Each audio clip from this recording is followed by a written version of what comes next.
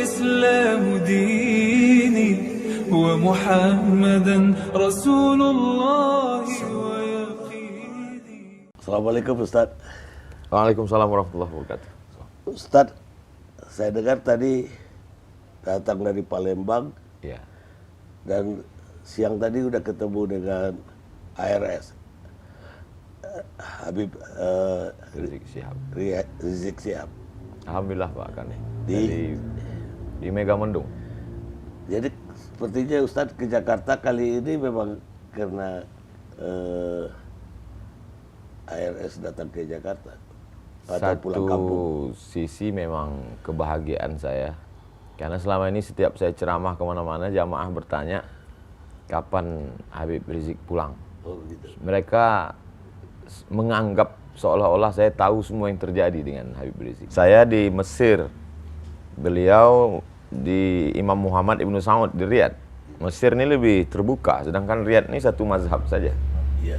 Kemudian pula dari segi nasab, saya orang biasa, beliau Habib, keturunan Nabi Muhammad SAW. Tapi kemudian ketika ada beberapa hal yang ada titik persamaan. Ketika saya senang sekali dengan gerakan amar ma'ruf nahi mungkar. Selama ini saya melihat ada orang yang amar ma'rufnya semangat, ngajak berzikir, ngajak sholawat, ngajak memakmurkan masjid.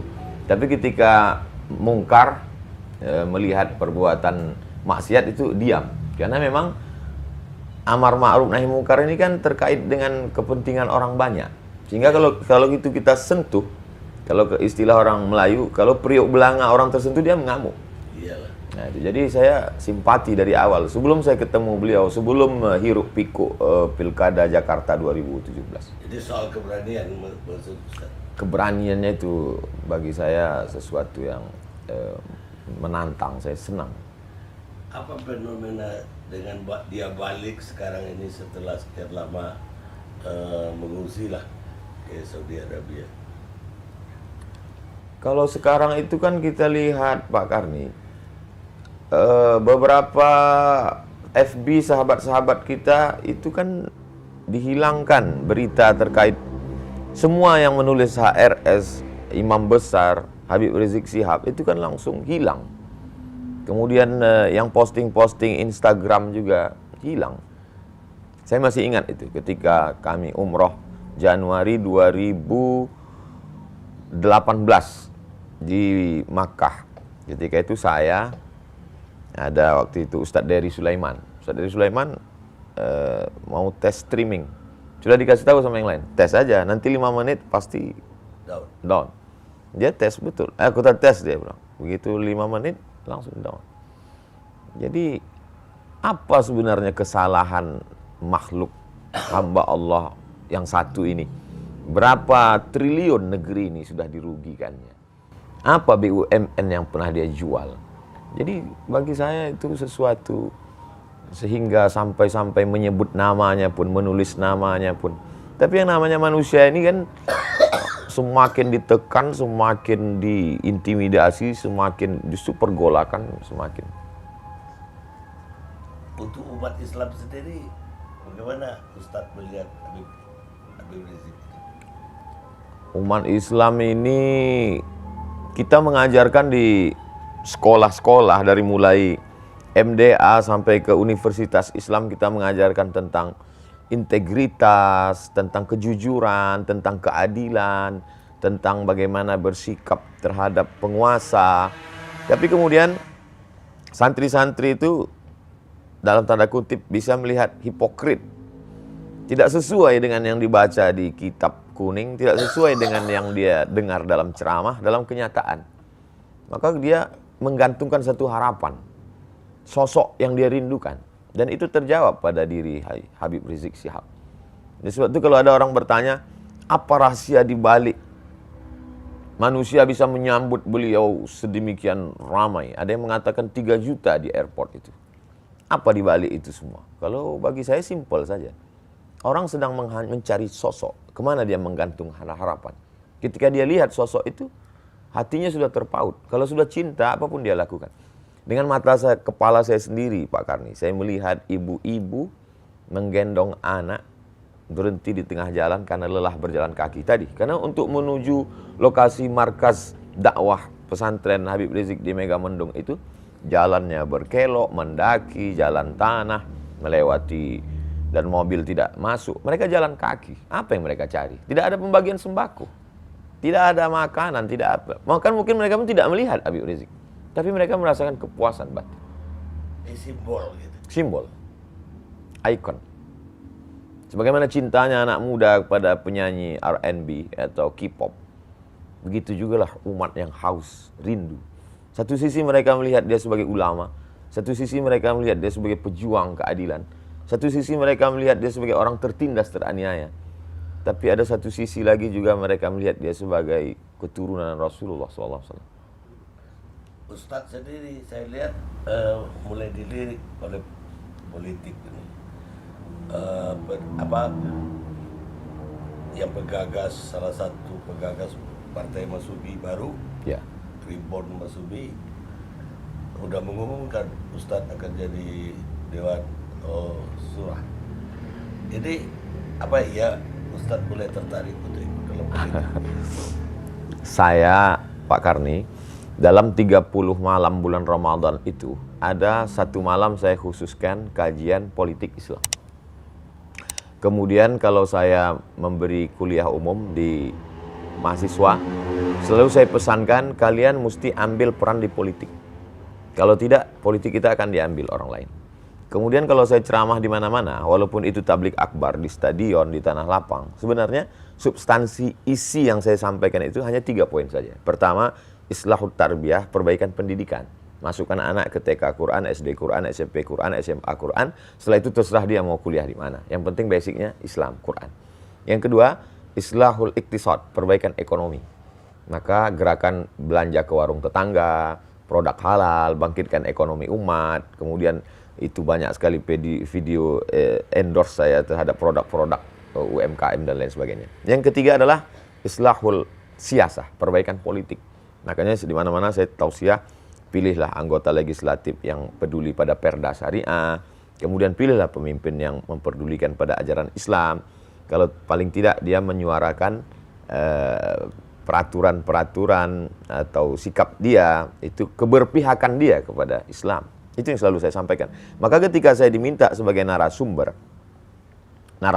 seminar yang diadakan oleh sahabat-sahabat dari Masumi Ribon, Ustadz Abdul Somad sebagai narasumber untuk memberikan pandangan tentang sejarah politik Islam. Ya, saya dengan Pak Abdullah Heha Mahua dan beberapa narasumber lain ketika itu saya sampaikan.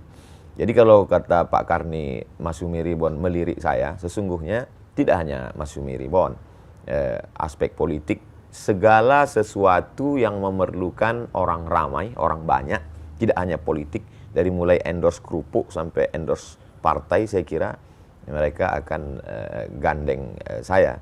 Bukan berarti ungkapan saya ini pede sekali, tidak. Tapi memang itu kenyataan yang saya terima hari ini. Apa mungkin setelah ini kita akan melihat Ustadz itu justru bukan lagi, tidak hanya di mimbar masjid, tapi di panggung politik juga? Sesungguhnya Pak Karni, ketika kita menjadi ustadz, kita sedang menempatkan diri sebagai juru kampanye dalam tanda kutip. Karena ketika kita berislam, itu Islam mencakup segala aspek. Ada aspek ibadahnya, artinya ketika saya tampil di mimbar, saya sedang mengatakan, marilah kita sholat, marilah kita puasa, marilah kita berzakat. Berarti saya juru kampanye ibadah. Kemudian di dalam Islam itu ada namanya fikih muamalah, ekonomi. Maka ketika saya tampil sebagai ustadz, sesungguhnya saya juga sebagai jurkam ekonomi Islam. Karena waktu itu saya mengatakan riba itu haram, marilah kita bermuamalah secara islami, marilah kita pinjam-meminjam dengan cara Islam. Dan ada satu lagi yang dilupakan orang, bahwa dalam fikih itu ada namanya fikih siasah. Siasat kata orang kita. Atau disebut juga dengan as-siyasah asy-syar'iyyah. Atau disebut juga dengan istilah al-khilafah. Atau disebut juga dengan istilah min fiqhid daulah. Terserah mau pakai istilah manapun, tapi sebenarnya Islam mengatur aspek politik. Seorang ulama besar dari kalangan mazhab Syafi'i bernama Imam Al-Mawardi, meninggal tahun 450 Hijrah, menulis suatu kitab khusus berjudul Al-Ahkam As-Sultaniyah, hukum hakam kesultanan, politik Islam. Jadi ketika saya sebagai seorang ustadz, saat itu sebenarnya secara tersirat saya sedang mengatakan, hai umat, marilah menuju politik Islam. Karena Islam itu kafah secara aspek, dari mulai ibadahnya, muamalah ekonominya, sampai kepada politiknya. Hanya saja ada sahabat-sahabat saya yang sesama LC, sesama ustadz yang langsung cenderung langsung masuk ke dalam partai, menjadi anggota legislatif, ada di DPD, ada di anggota Dewan Kabupaten, Kota, Provinsi, DPR RI, ada bahkan yang langsung jadi kepala daerah. Tapi saya tidak. Saya hanya menjelaskan kepada umat, ini loh politik Islam. Tapi sebagai pelaku politik praktis langsung, saya kira tidak. Karena saya memang secara historis, sejarah pribadi saya, kakek dulu mengatakan cucuku yang ini sekolah agama. Jadi saya memang sudah disetting dari awal belajar agama. Maka saya tidak SD, saya madrasah ibtidaiyah, sanawiyah, aliyah, kuliah di Al-Azhar, S2 hadis di Maroko, S3 juga hadis. Lalu kemudian saya menjelaskan ajaran Islam. Jadi insya Allah saya tetap pada pendidikan dan dakwah, Pak Karni. Kalau ya seperti waktu ditawarin jadi wakil presiden pemilu yang lalu, Ya. kan Ustadz mengatakan Ustadz mau jadi berdakwah aja, Dakwah. mau jadi Ustadz aja, tidak mau jadi wakil presiden atau orang praktisi politik lah. Politik. Apa itu tetap? Insya Allah Pak Karni. Jadi saya mensupport kawan-kawan, sahabat-sahabat saya, bagi-bagi tugas. Ada yang jadi penjaga gawang, yang mengajarkan kitab kuning di pondok-pondok itu mereka tidak pernah tampil ke depan. Menurut saya ini adalah penjaga gawang. Lalu kemudian ada yang menjadi back, ini yang menjadi anggota legislatif, ini mereka adalah backnya. Mereka membackup ini ajaran Islam di parlemen. Lalu kemudian ada yang menjadi striker, penyerang di depan, yang langsung tampil di depan mempengaruhi umat. Jadi saya tidak ingin kita saling salah menyalahkan. Saya tidak mengatakan, Pak Kiai, Tuan Guru, Ustadz, kalian kok cuman di tiang gawang aja, maju ke depan. Dan mereka juga tidak menyalahkan saya. Ya Abdul Somad, kenapa kamu terbang ke sana kemari, jaga ini tiang gawang? Enggak, kita bagi-bagi tugas, insyaallah. Jadi gak akan duduk di partai Mas Subi itu kesimpulannya? Saya akan mensupport sahabat-sahabat. Dari atas, dari bawah. Dari bawah saya akan menyadarkan umat tentang pentingnya politik Islam. Karena sekarang banyak umat ini sudah putus asa dia dengan politik Islam ini, Pak Karni. Saking banyaknya politik Islam ditambah lagi dengan pelaku-pelaku politik Islam itu sendiri. Lalu kemudian al-Islam mahjubun bil muslimin. Ajaran Islam itu terhijab, terdinding, tertutup oleh perilaku umat itu sendiri. Saya ingin menjelaskan, ini loh Islam. Ini perbuatan umat Islam. Jangan karena kamu sholat di masjid sendalmu hilang lalu kau salahkan satu masjid. Bedakan perilaku umat Islam dengan politik Islam. Politik Islam itu bersih. Karena kalau politik ini kita tinggalkan, maka habislah suara kita. Kita akan menjadi mayoritas, tapi dalam perundang-undangan kita akan menjadi minoritas. Karena keputusan kita diambil oleh orang lain. Akan diambil oleh komunis, akan diambil oleh sekuler, akan diambil oleh liberal. Maka umat Islam mesti berperan di sana. Nah, di bawah ini disadarkan supaya mereka memilih, jangan sampai mereka tidak memberikan perannya, karena kita tinggal di negara demokrasi. Kemudian di atas, saya selalu sampaikan bahwa adik-adik, ketika saya melepas calon mahasiswa yang akan berangkat ke Al-Azhar, Kairo, Mesir, ke Timur Tengah, saya jelaskan itu, kalian nanti pulang, kalian punya bakat masing-masing. Ada yang akan menjadi businessman, entrepreneur, ada yang akan membangun pondok pesantren, tapi ada di antara kalian yang akan menjadi politisi, politik praktis, langsung dia menjadi anggota DPD, DPR RI, kepala daerah dan lain sebagainya. Ya, tapi kalau lihat perhatian Ustadz terhadap embrio lah, baru kan Mas Subi belum jadi partai yang resmi. Ya. Kayaknya lebih agak istimewa soal Mas Subi ini.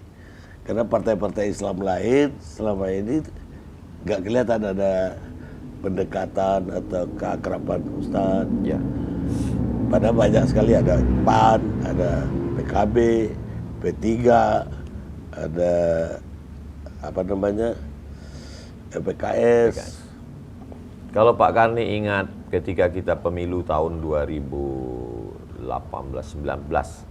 ketika itu ada video saya sedang makan sate, lalu ada yang bertanya ke saya, Ustadz Somad, kami ini sedang bingung memilih partai. Lalu saya jawab di situ, video 1 menit, pendek saja.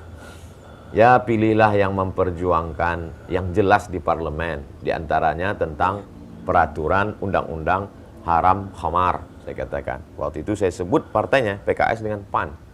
Beberapa partai yang menjadi gerbongnya suara umat Islam komplain ke saya.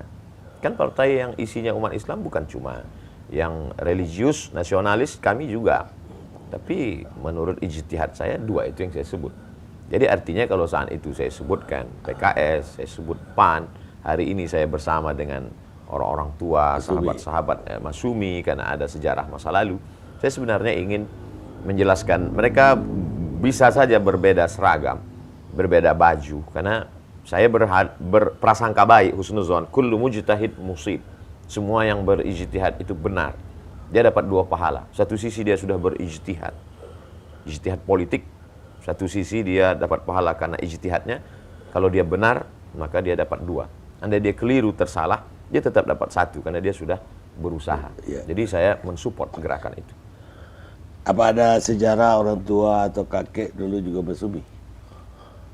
Secara praktis orang tua, kakek-kakek dulu kami lebih ke kalau sejarah dulu kakek-kakek kami adalah P3.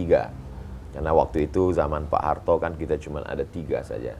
Golkar, PDI dan P3. Dan Kalau kakek kan masih masa tahun 50-an, kakek kan udah hidup. Mereka tidak. Mereka hanya gerakan agama, tasawuf, tidak ke politik. Oh, tasawuf. Saya mau bertanya tentang soal radikal. Ya. Saya melihat di Indonesia itu ada sekelompok orang kecil mungkin yang kepingin memang ada khilafah. Tapi sebagian orang kecil juga kepingin dan kampanye untuk selalu memerangi khilafah. Ya korbannya kelompok besar, umat Islam yang besar. Ya. Karena dua-duanya berlawanan dengan ekstrim. Bagaimana Ustadz melihat ini? Analisa Pak Karni tajam sekali. Ada satu kelompok kecil yang menginginkan, ada satu kelompok kecil yang tidak menginginkan. Yang menjadi korban adalah kelompok besar. Sebenarnya untuk memerangi ini hanya 2 saja. Yang pertama, umat dibuat faham, mengerti keadaan. Yang kedua, orang yang punya kepentingan jangan biarkan bermain. Karena ada orang yang mengambil kepentingan dan permainan di situ. Kalau dipahamkan umat ini, sama seperti kita mengerti, Pak Karni tidak punya kecurigaan sedikit pun bahwa saya akan mengganti Pancasila, bahwa saya anti NKRI, bahwa saya anti kebinekaan. Pak Karni paham tentang bagaimana pendirian saya, bagaimana sikap saya. Sehingga kita tidak ada kecurigaan. Kenapa? Yang pertama, kita saling mengerti. Yang kedua, bahwa kita tidak ada kepentingan. Tapi ketika ada kepentingan, maka mengerti pun kita tidak ada gunanya. Bahwa lalu kemudian kita diajarkan dari dulu, maka ketika ada kelompok yang meminta saya, memaksa saya untuk menyanyikan lagu kebangsaan Indonesia, saya menolak. Bukan karena saya tidak bisa menyanyikan, itu bukan saya karena anti NKRI. Saya dari kecil SD, sayalah yang mengerek bendera itu, dan sayalah yang menyanyikan lagu itu. Dan ketika saya mau berangkat ke Mesir, maka kami 100 anak Indonesia yang lulus beasiswa Al-Azhar tidak akan berangkat ke Mesir kalau tidak lulus penataran P4. Tes ke Mesir itu 3, tes bahasa Arab, tes hafalan Al-Quran, dan tes Pancasila dan Undang-Undang Dasar 45. Lalu kemudian setelah pulang, kamilah yang membawa bendera itu ke dalam hutan belantara 7 jam naik sampan untuk mengganti bendera yang lapuk dan mengajarkan anak-anak di kelas itu tentang Indonesia Raya. Ya, jadi kalau kita saling mengerti, maka insya Allah bualan-bualan isu-isu hoax itu tidak akan termakan oleh siapapun, sebagaimana kita bisa duduk bersama terlepas dari perbedaan pandangan politik. Ya, saya tahu bahwa banyak yang menuding Ustadz itu radikal, bahkan khilafah. Ya. Dan bahkan ketika kami wawancara Ustadz pun ada yang menuding, oh Anda udah jadi khilafah. Jangan-jangan Pak Karni sudah dituduh terinspirasi ikut khilafah. Iya, karena pernah wawancara dengan Ustadz. Labeling ini sangat mengerikan Pak Karni. Jadi kalau kita lihat sekarang, kalau ada orang tidak suka sesuatu, langsung dia berikan label anti NKRI, radikal, khilafah. Tiga ini seperti. Jadi kalau kita mundur ke belakang, kita bisa lihat bagaimana apa yang dialami oleh Haji Abdul Malik Karim Amrullah. Ketika pada rezim Orde Lama, zaman itu label yang paling sangat manis untuk menjatuhkan orang adalah dengan mengatakan dia akan menggulingkan kekuasaan, menjual negara Republik Indonesia ke Malaysia, lalu kemudian akan membunuh presiden dan lain sebagainya. Itu pernah dialami Buya Hamka. Lalu kemudian hari berganti, musim berubah, masuk orde baru, dan ketika itu muncul label baru yang disebut dengan komando jihad. Siapa saja, bahkan Buya Hamka kena label itu. Sampai Buya Hamka akhirnya melepas pecinya, dia bantingkan. Kalau ada komando jihad itu, maka akulah komando jihad itu, kata Buya Hamka. Jadi sejarah label ini saya kira perlu dituliskan dalam tulisan yang menarik atau buku sekalian, tentang bagaimana label-label ini untuk menjatuhkan orang lain. Seperti perbuatan anak kecil dulu, kita waktu masih SD, kita tulis kertas, kita tempelkan di belakang orang. Kita sedang label. Itulah yang terjadi pada saya dan pada saudara-saudara saya dan sahabat saya. Kami amat sangat cinta pada negara kesatuan Republik Indonesia. Ya, karena itu saya ingin bertanya bagaimana tanggapan Ustadz ketika Ustadz itu mengalami banyak sekali, ada persekusi, Ya. ada ya kayak tadi dihadang, bahkan ada khotbahnya jadi dibatalkan, Ya. segala macam lah, bahkan tidak diterima di satu daerah. Ini apa tanggapan Ustadz terhadap ini semua? Saya mengalami sendiri Pak Karni, beberapa tempat itu bahwa ada sekelompok anak muda, tapi kemudian itu sebenarnya bukan suara masyarakat. Ambil contoh kasus Bali, itu bukan suara masyarakat Bali. Buktinya tablik akbar itu terjadi, terwujud, dan saya ceramah di dalam masjid, dan di situ ada Raja Bali hadir waktu itu. Sekarang kalau masih mau dicari di Google bisa, Abdul Somad Raja Bali, enter. Beliau duduk minum kopi bersama dengan saya, dan beliau yang duduk di situ. Padahal beliau Hindu. Beliau menjamin selama saya ada di sini, Ustaz Abdul Somad aman ceramah. Artinya dua tadi, pemahaman yang mesti dibenarkan, yang kedua mesti diluruskan, dibetulkan, yang kedua jangan ada kepentingan. Karena sekelompok orang ini bermain di bawah atas nama kepentingan. Kalau kita lepas dari ini, maka fitnah-fitnah ini akan hilang dan kita bisa jaga keberaneka-ragaman kebangsaan kita ke depan. Kita mesti bangun bangsa ini karena kita begitu amat sangat banyak suku, multi etnis, multi bahasa, multi agama. Kalau ini dipelihara konflik ini, kita na'udzubillah, ini fitnah besar. Jangan sampai ini terjadi pada umat dan bangsa ini. Iya, tapi sebaliknya juga dari kelompok Islam juga ada kecurigaan terhadap bangkitnya kembali komunis misalnya. Ya. Ustadz bagaimana melihat, memang ada gejala apa komunis ini akan bangkit? Saya kira mesti ada kejujuran Pak Karni.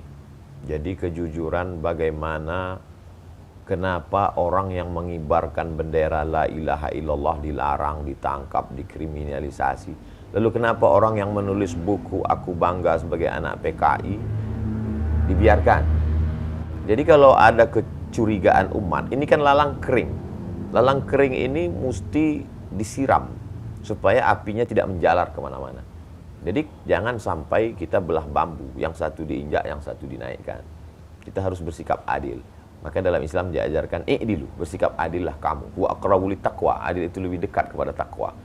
Jadi pemimpin yang ditaati itu pun dalam Islam sifatnya dua. Betul, atiullah wa atiur rasul wa ulil amri ta'ala kepada pemimpin. Tapi syarat pemimpin itu dua. Pertama, idza hakamtum bainan nas an tahkumu bil adli. Kalau menetapkan hukum dia adil. Lalu kemudian Innallaha ya'murukum an tu'adul amanati ila ahliha, meletakkan amanah pada tempatnya dan dia bersikap adil.